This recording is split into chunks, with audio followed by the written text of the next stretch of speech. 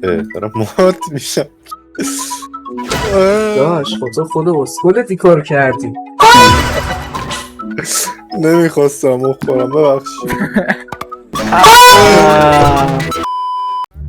بیا زدم بیا شورت رنج نیگرم هستم بیا دیگه خاک بر سر رید حرکت بذار رکورد کن رکوردش آره آله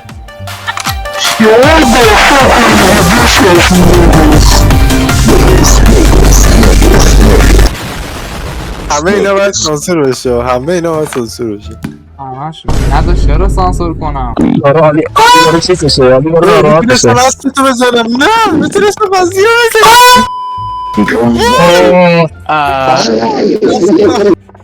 نمیدونم ترید دوست داری؟ آره نظر تو آره حله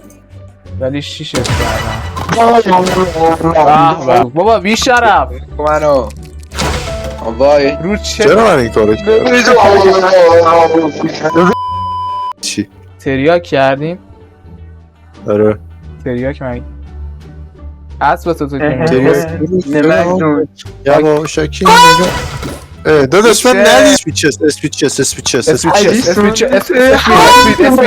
سری داداش اسپیچس اینطوری نه دمت گرم یه دیگه آقا گفتی اسپیچس بذار وزیر کنم بذار وزیر کنم نزن بذار وزیر کنم نزن بذار وزیر کنم تو وزیر میکنی منم تو رو بکنم تو وزیر میکنی نه بذار وزیر کنم تو وزیر میکنی منم تو رو بکنم نکن تو رو خدا دمت گرم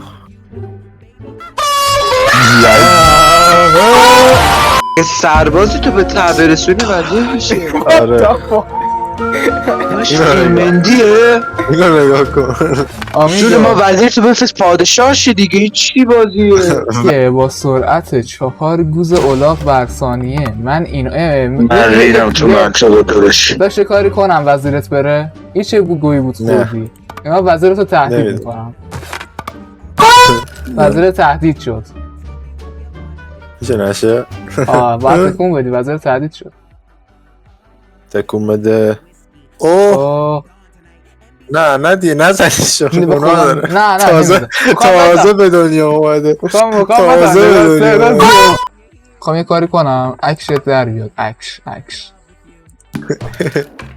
داداش خود نکن دیگه نه ترس چرا